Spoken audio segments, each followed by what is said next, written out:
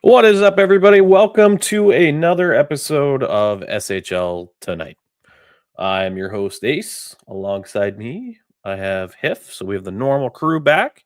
We use the term normal very loosely, but we are back here to talk a little SHL hockey. Hope everybody is doing very well this evening. We've got some fun stuff to talk about. We're going to go through our power rankings, our pre-playoff power rankings today, which is pretty exciting. We're going to also go through the playoff matchups, kind of give our predictions, our thoughts, and take some questions from the listeners and our question thread. So, Hip, how are you doing tonight, buddy? I'm not too bad. Just sitting on my excellent Valkyries blanket. Sure. Yeah. How was your tournament weekend? Great. We got smoked every game. It was wonderful. You didn't win a single one? Not a single one. We went 0-3. So there were 6 teams in our division. 3 went 3-0, and then 3 went 0-3. But because of the 3 teams that went 0-3, we scored the most. We got seeded 4th in the 4th game, so the playoffs round. So we got to play the top seeded team again, instead of getting that fun batch where we might actually be able to win a game. Yeah. And we got smoked again. But that other game, the 5. Oh my god, yeah. Oh, we made the playoffs. We made it. We could have, if we won that game. We were in the locker room, and the head coach, she was like, "If you guys win this, I will buy every kid in this room a custom Bauer Twitch stick with your name on it." She's like, "I'm not above bribery. Go out there and take an act of God." I was getting ready to literally quote Herb Brooks from Miracle. I was like, they could win every night, but not this night. I'm so tired of hearing how good the stinking elite junior Bruins are. Screw them. But yeah, it was 6-0. Halfway. You forgot the bags to get him. That was why. Again. Yes. It was a rough one, but hey, it was a good time. Kids had a great time, and that's all that matters. making those hockey memories. So, but yeah, want to talk a little bit about the wonderful power rankings that Slicer spent his time on. So let's go ahead and jump into that. We'll follow that same kind of format. If I you don't have think the you sent link, it to me. Yeah, you didn't send it to me yet. I'll send it to you right now. There you go. So that'll have the notes and stuff like that. So I'm going to share my screen.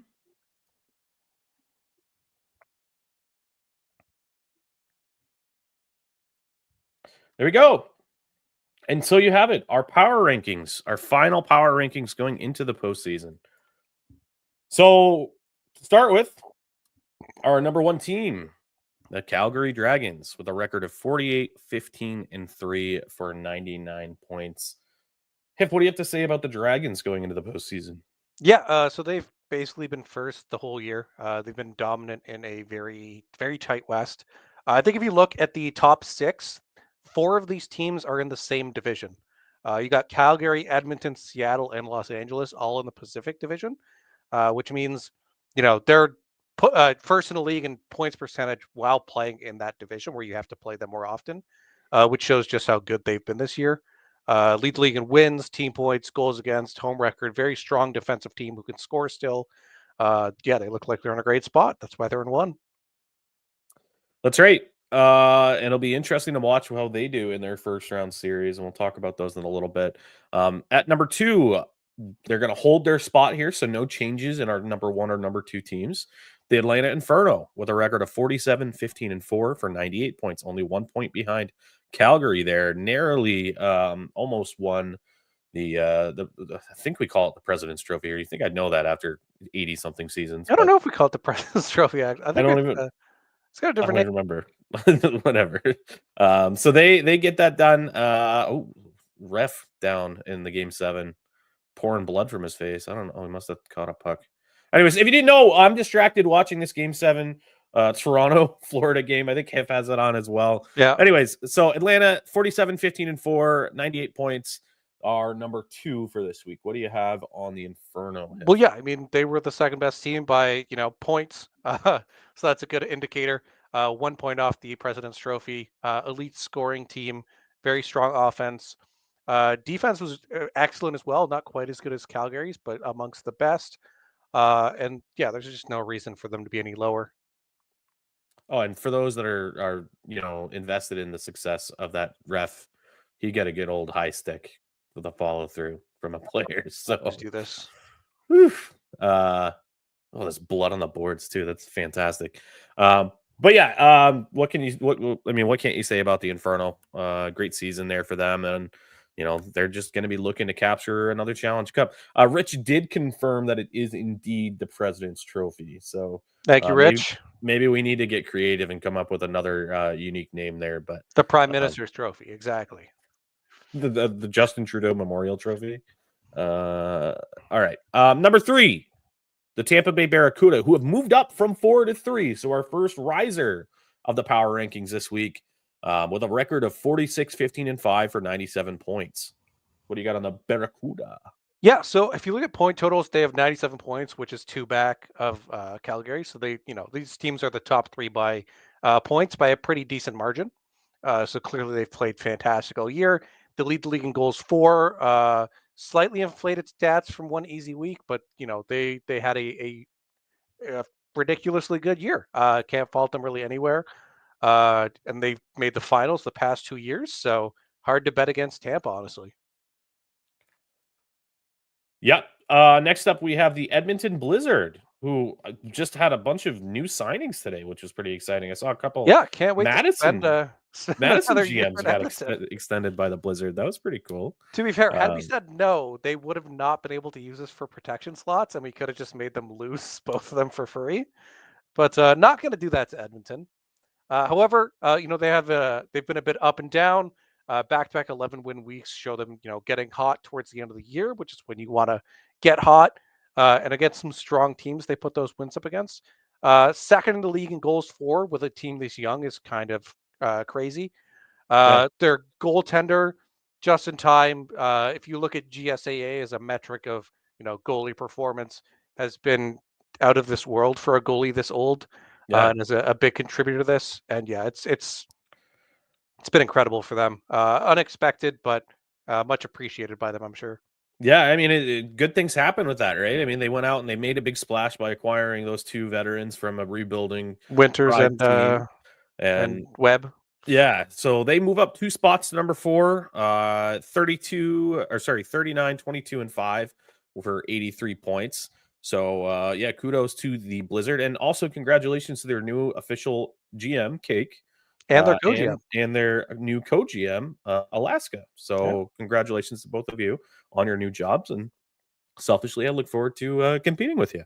So, moving Look on from forward the to stealing all your picks. Yes, can't wait to steal all your player. Well, the one player that's eligible to be taken from you in expansion. So, next up, we have the Seattle Argonauts, who have slipped a little bit from number 3 to number 5. They've got a record of 41, 21, and 4 for 86 points. So they are still ahead of Edmonton, but definitely took a little bit of a step back this week.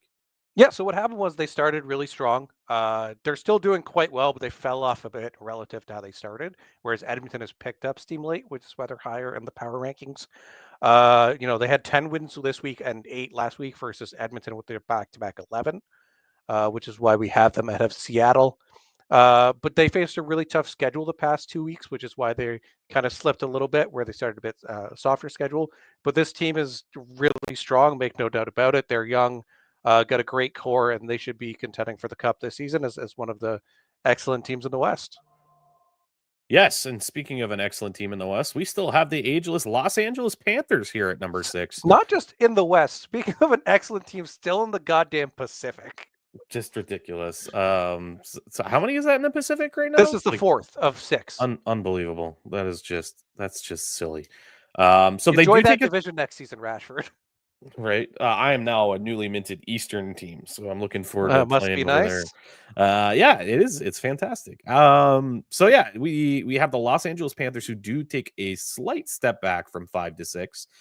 Record is 35, 23, and 8, so 78 points. What do you have on the Cats from California? Yeah, so they, finished behind some teams near them in the standings, the 78 points. You got to give them the benefit of the doubt, though. They face a tougher schedule. They have strong goals for and one of the top end goal differentials. I mean, just really good on both sides of the puck. But yeah, they do struggle sometimes to keep the puck out of the net. They can get blown out on occasion, but if they can control it, they look scary, and they're a veteran team with a lot of chemistry. So crazy things can happen in the playoffs. FHM can do FHM things sometimes, that's for sure. Next up, we have the Montreal Patriots, who have moved up from 8 to 7, jumping Honestly, over the I Wolfpack. think they're a bit low. They started abysmally, and they've been dominant like the past week and a half, 2 weeks. Maybe one of the top 3, 4 teams for me, but we're going off Slicer's rankings here. They beat out New England for 7th, almost put them over LA.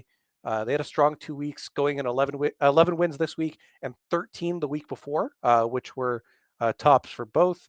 Definitely late bloomers, as they started, like I said, just abysmally. Late boomers. Late boomers, just no, LAP is the boomers, if we're honest.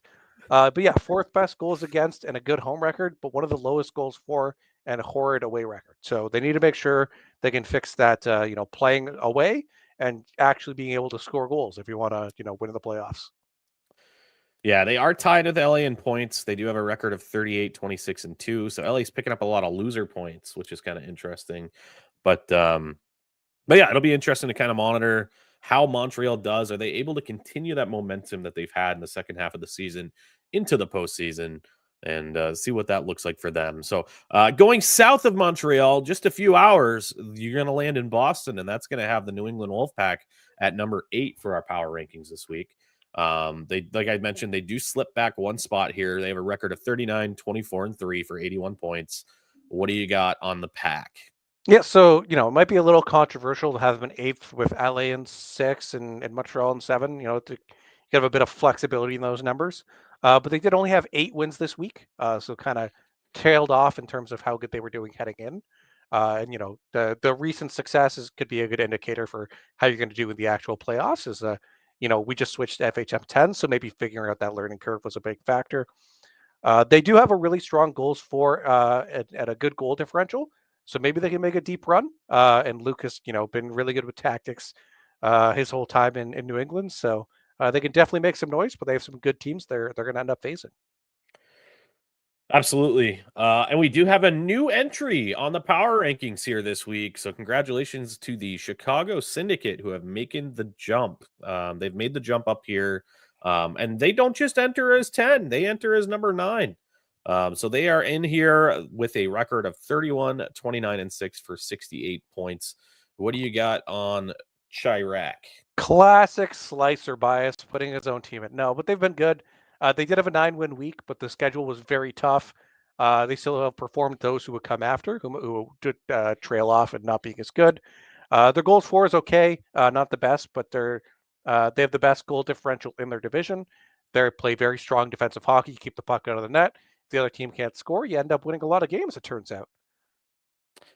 And then finally at number 10, we have the Philadelphia Forge. They have a record of 34, 29, and 3 for 71 points. What are your thoughts on Philly? Yeah, so they didn't have that hard of a schedule, but they had 9 wins. 9 wins isn't that bad. Keeps you afloat of the other teams ahead of you, and they maintain that consistency week to week. So they've steadily been like a top 10 team. Uh, they're above average in about every category across the board, except they have a very solid record at home. And they just have to pray they can steal an away game or two, and they should be able to make some damage in the playoffs. Philly's been a long time contender. And there you have it, our power rankings for this week. So we did have one quick shout out on that front before we completely wrap up. Our just miss of the week is going to be the New England Specters, who slipped 2 spots out of our power rankings. So Yeah, so they did have 5 wins this week, which is definitely not a great week for New Orleans. But they won 4-4 in the last day, just to keep them in to show they're getting a little hot, maybe just at the exact right time. But yeah, a rough week that was saved by the final day. absolutely. So let's go ahead and jump over, and we're going to talk a little bit about the playoff structure. Playoffs? Talking about Playoffs? playoffs.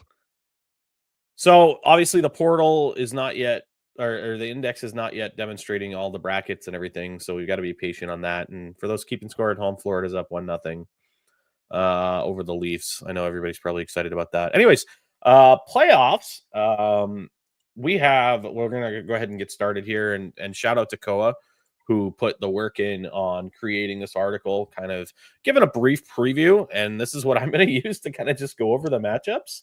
So thanks for putting that work in for me, Koa, and I can reference you. So this is me verbally crediting you. So the first matchup that we're going to talk about is going to start out west. It's going to be the number 1 seed Calgary Dragons, who is first in the league and first in the conference, against the number 8 seed, the Winnipeg Aurora. They are 13th in the league and 8th in the conference. So the 1v8 matchup here is happening. You got to feel for them. Last year they got SFB. This year they get Calgary.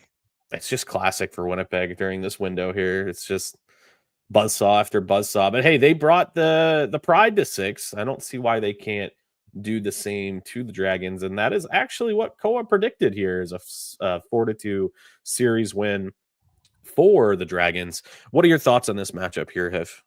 Yeah, I mean, Calgary's a wagon this year. They look terrifying. They've got the top scorer in the league. Last I checked, I didn't check the last day, but I believe Froya Solberg led the league in goals at minimum, if not points. Yeah, I wouldn't want to face the Dragons if I was any team, but I think Winnipeg team that's 1 or 2 years away from really making some noise is gonna struggle. Maybe they can get them to 6, but I don't think they have a big shot at winning the series. Yeah, it'll definitely be fighting uphill a little bit for the Aurora. I don't think that's too outrageous to suggest, but I do think that they made a splash by moving out a younger player, and they went out and acquired Betsy Nickelback. So maybe that veteran presence that they didn't really have before could maybe make a difference in a postseason situation here. So, what's your series prediction for the Dragons and Aurora? 4-1 Calgary. You don't even think they'll get the 6? I don't think they'll get to 6. All right, next up, we have seed number 2 in the West, the New Orleans Specters, against seed number 7, the Texas Renegades. What do you think about this one here? Honestly, the fact that their records are very similar and they're the 2 seed just shows that the division structure kind of sucks, but what can you do? FHM. But yeah, honestly, I think these are two fairly evenly matched teams. New Orleans has a lot of players a bit on the younger end with some good veterans mixed in, and Texas just took a mismatch of players and Voodoo Simlock and Antique and Net, and they've exceeded expectations with a roster that probably should not be very strong. But this might be one of the closer series. Honestly, I could see this going either way. Yeah, it's kind of interesting. I feel like Cooper might just have like a blood curse or something that he's done in order to like maximize the production out of the rosters that he I hear has. he does play the game Diablo, and that's about the devil. So it's Mm, probably something about that. That's what yeah, my church group told me. yeah, all right. I haven't spent much time in church groups myself, so I wouldn't know. Yeah. I'll have to defer to you on all future religion-based content on the podcast. Anyways, moving on. Actually, no, let's keep going here. Sorry, I'm all over the place. I'm watching this game. What do you have for predictions on this one here? Koa has the I think Renegades he going goes to forward. 7. I think Texas takes it in 7. But I could have it go either way. I think this is again one of the closer series I could imagine for the West this year. All right, I'm gonna go Spectres in 6. That's my take. I'm gonna go with that. Which means it's going to be a sweep, right? Yeah, for the Spectres probably. Why did my stream just die? Next up we have the Seattle Argonauts, who are second in the conference against the Syndicate, who are sixth in the conference. Koa has Argonauts winning a 7-game series here. This is going to be an interesting one. These are two pretty strong teams going at it. I think Chicago's record doesn't indicate how good they were. I think they were definitely better than it shows. But I think Seattle is like a top 3, 4 team in the league right now. I think they take it in 6. Yeah, I think that Chicago's going to have to really get some momentum and ride that momentum early. So like They strike need a early. really hot goalie. Yeah. Get that goalie roll. See what you can You do can with get the it. goalie heat. Maybe it can carry over. Ooh, Brad Marchand primary assist. Yeah, so I think Chicago could do some damage. I'm gonna be contrarian. I say Syndicate in 7. That'll be interesting. Interesting. Yeah. I mean, Next, Seattle's cursing you, I'm sure, but that's fine. That's no different than what they normally do over in Seattle. Next up, we have the Edmonton Blizzard, seed number 4 in the West, against the ageless wonder Los Angeles Panthers. this is two teams that overperformed massively this year, uh, facing each other, which is kind of fun because you're like, oh, I could see, this go 7. I could see this be a sweep either direction. It really just depends on like how they maintain their season stats from heading into the playoffs. If it was a tactical difference, if the other team catches up, if how they match up. I don't know how their head went. I don't know if he mentions it here. If they have like how their head went this season. I'm quickly looking at what he has in here. No, he doesn't have anything. Oh, he does. Specific. Yeah. 4 to 6 went to LA apparently. But goal wise, it was very close. It was 19 to 20. So they had a couple blowout games. But yeah, I think this series could go either direction very easy in any way possible. It could be a sweep. It could be a game 7. Either team. I'm gonna say Edmonton and 5. Yeah, I definitely have the Blizzard taking this one as well, unless FHM just takes all the chemistry and stuff and goes wacko with that for that roster being put together for so long. But I've got the Blizzard in 6 in this series. Next up, we're shifting gears. We're going over to the East now.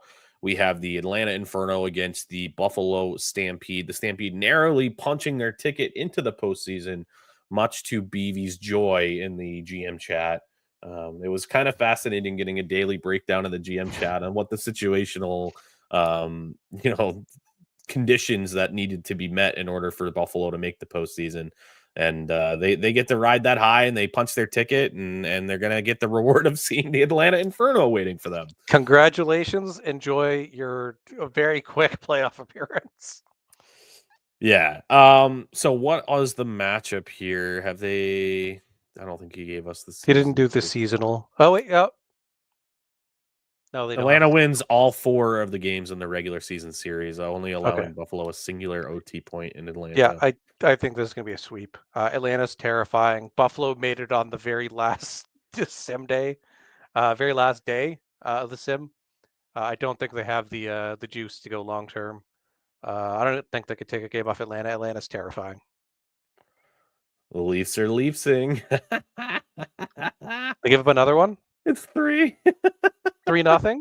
It's 3-zip. Oh, it's fucking over. Rip It's Toronto. it's Jover. Oh no. Yeah, it's gonna. I think. You know what, Buffalo? Out of the goodness of my heart, it's 4-1. Your guys are gonna. You're gonna win one. You deserve it.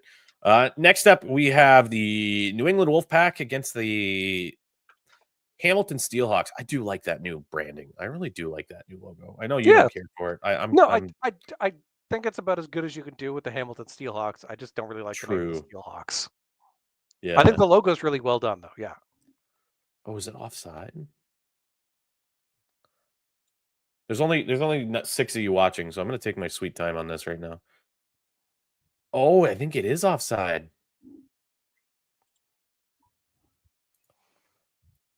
Oh, I can't do that.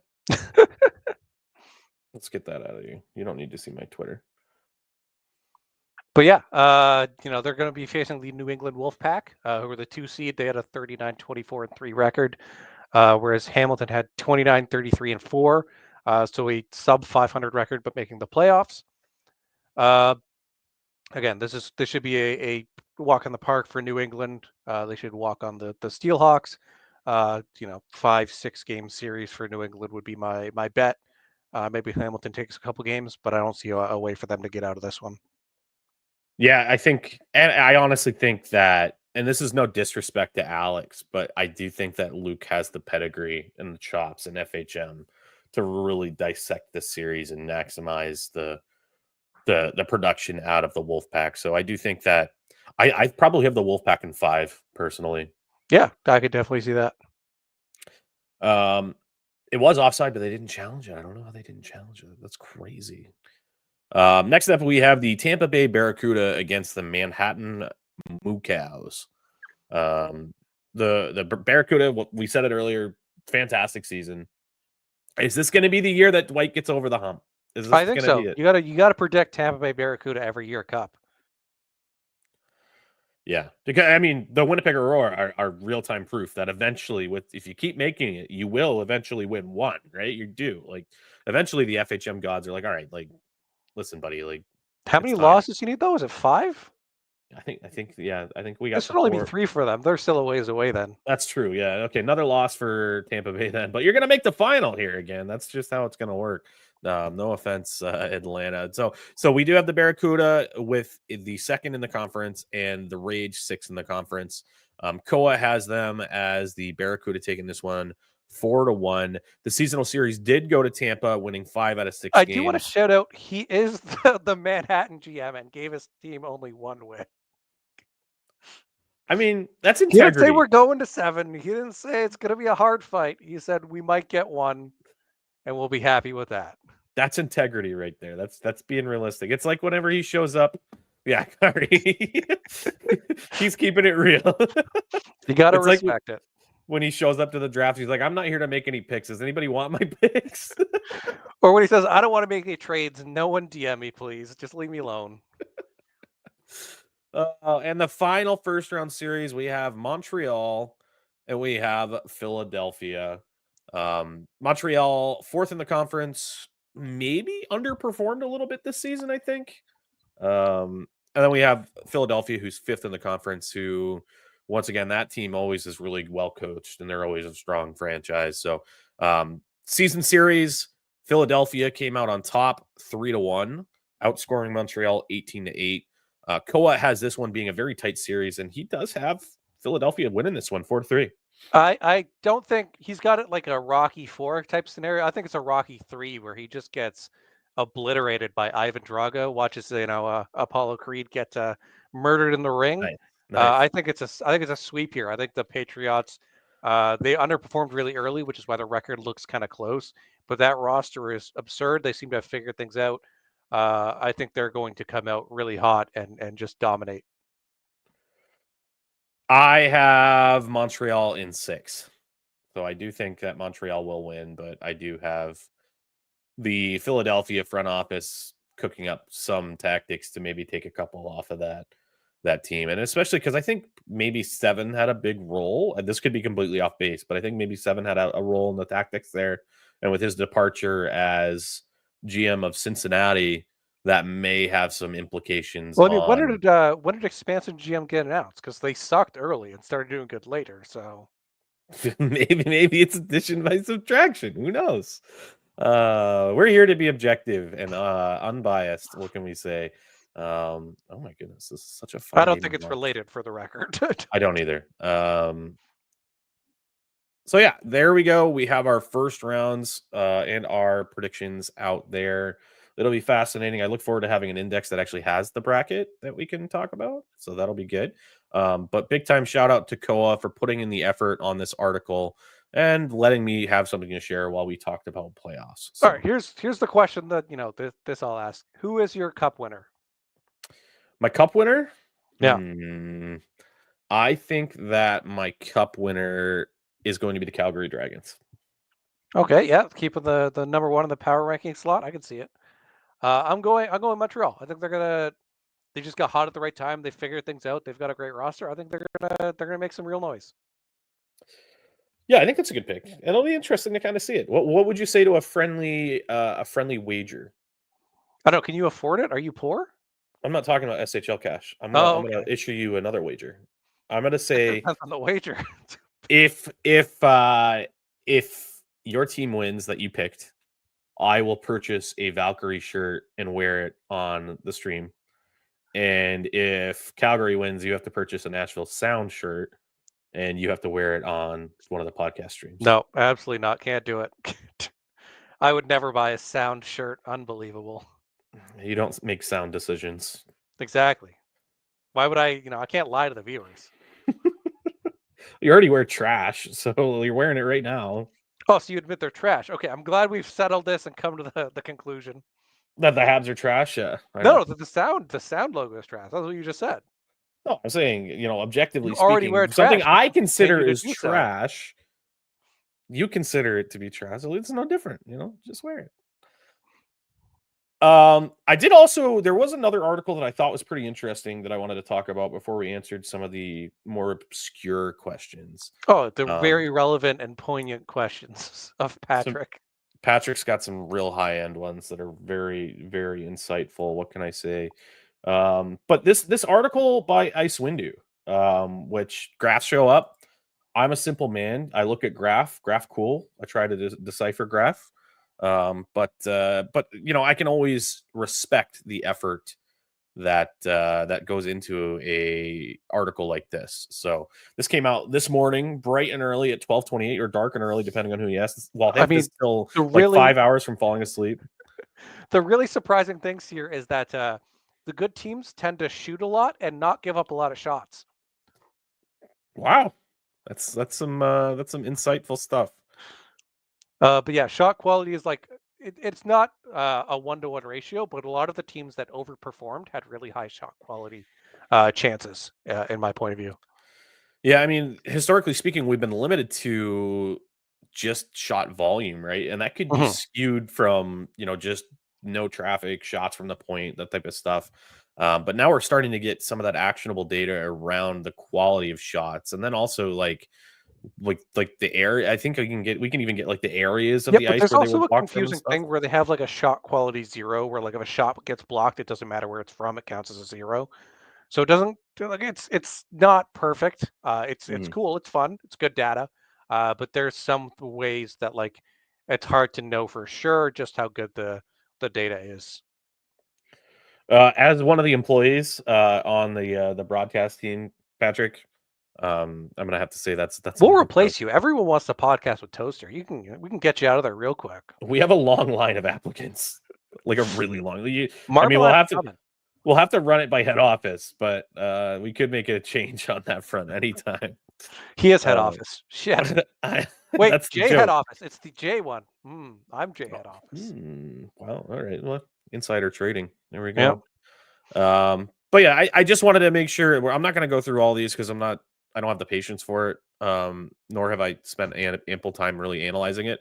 But I saw it and I wanted to at least give Icewind a shout out for Icewindow's got a lot of great articles with great fun graphs. article. Always like good to read Icewind stuff for sure. Yeah. Can you imagine an Icewind article with juke graphs?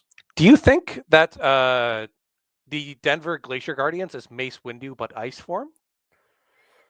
That's kind of what it looked like in Augie's art. I'm just saying, maybe Ice Windu is actually the real Denver Glacier Guardian. Maybe he is the Glacier Guardian.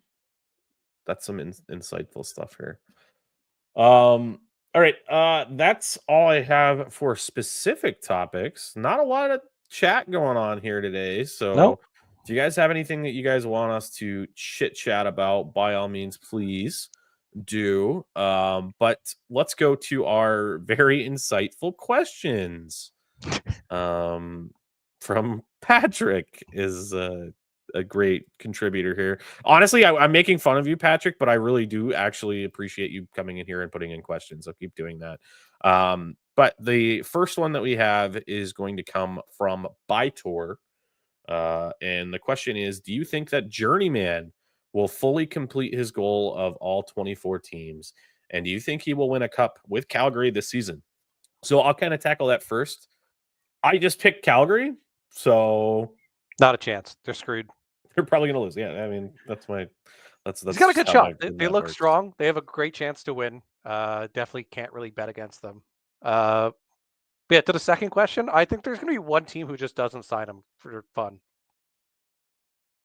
Yeah, we didn't talk about that before recording or anything. I'm definitely not going to be that team. I already signed him once on my other team. I'm not going to not do it just because I think it'd be a little funny. It would be a little funny. Naomi pointed out that you can have higher quality shots that are blocked. Blocked shots reduce the quality by 1 from what I read. I guess for like attempts, like it does show slightly downwards higher team performing. So which it can be a little variable there. Which conceptually, I guess, makes sense because you can identify as a real hockey player if it's likely for a shot to be blocked, and then unless you're Mike fucking Matheson, just blast it through him, dude. Right in the shin guards every time. So do you think that he will be able to do 24? Like 24 is a pretty long. Get 24. Pretty long career. If he has the whole career, sure, but yeah, I don't know. I think I would get bored. I do not have a track record of having players for very long. So. Unlike me, you've really long-term legacy players in your SHL career too. Yeah, I should recreate now. That's what I'm hearing. I'm bored. I just recreated. I want to recreate again. I'm sure Newfoundland would love that. They didn't draft me in the first round anyway. Doesn't matter. 31st overall. Come on. Not that I'm salty or anything. Will we even have 24 teams by the end of his career? Will we expand again? Expansion's been like what, every 5 years? 24 teams, 2 months a season. No, you can hit 24 before that. It's 2 years. Yep. I don't honestly. I think because HO was so proactive on expansion this time to kind of project for the future. I think we may even have a longer. You would need some kind of significant jump to keep users in, and I don't know how you have a second portal that would do that. So probably not for a while. Yeah, unless Naomi and her recruitment team find some way of like Thanos Super Bowl new users. Super Bowl ad. Can you imagine? Oh my god, that would be hilarious. So yeah, I think he could, and I think that would be an interesting, plan. I don't think he was originally planning. What if he did and also made the Hall of Fame? Which team would he put there? All of them, every one of the teams on the banner. The banner would just be all 24 teams. Just like the little logos that I put on the power rankings image, just those tiny ones. That would be hilarious. I wonder if he's going to start doing it with like signing with a crappy team and requesting to be dealt at the deadline to another team, so he starts doubling up in one singular season. Might be good to get it out of the way that way, yeah. Would probably work for him. And now to the really good question from Patrick.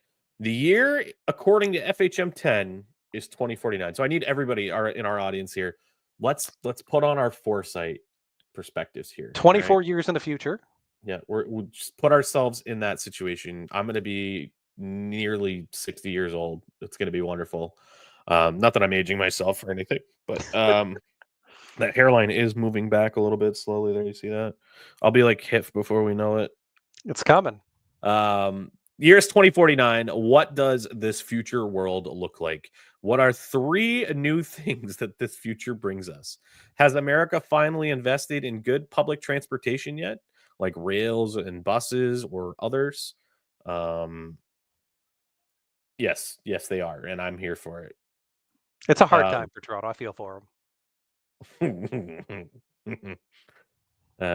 Twice a year, Leafs fall. It happens in fall and then April usually, but they made it to May this time. But yeah, I think in my 2049, America no longer exists.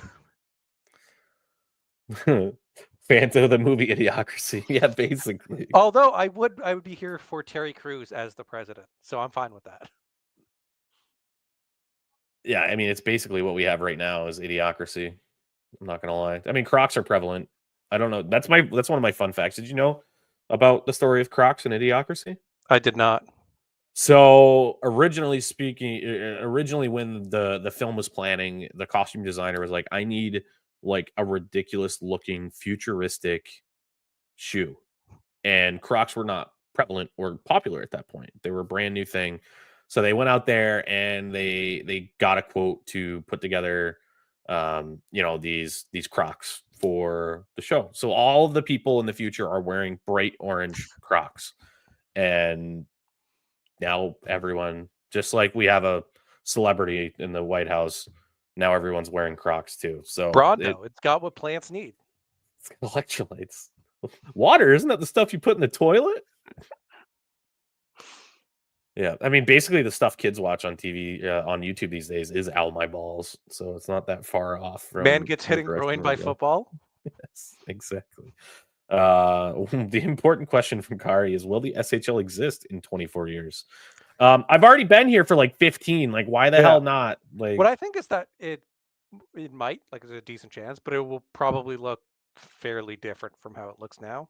I think it'll be a very different sim engine or whatever it's running on. And it will probably be vastly different. I mean, just imagine this, like what you can do with AI to code new programs now. Like, what's stopping an AI engine from, you put a prompt in, hey, create a sim engine, a custom sim engine with a visualization for a online hockey league called the SHL. Here are all the teams. An AI could like literally create a custom sim engine. Not right now, but honestly, we're not too far off. Like, I work in the software industry, and our coding efficiency has like gone up exponentially because of AI tools. We'd have to be worried about Skynet at that point.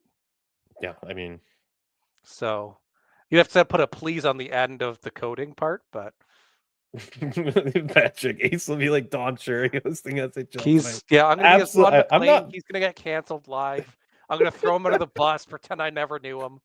Oh, these good old Boston boys out here in the SHL, they're doing the right things. They're not like those soft Sally Euros from Germany and Sweden and stuff.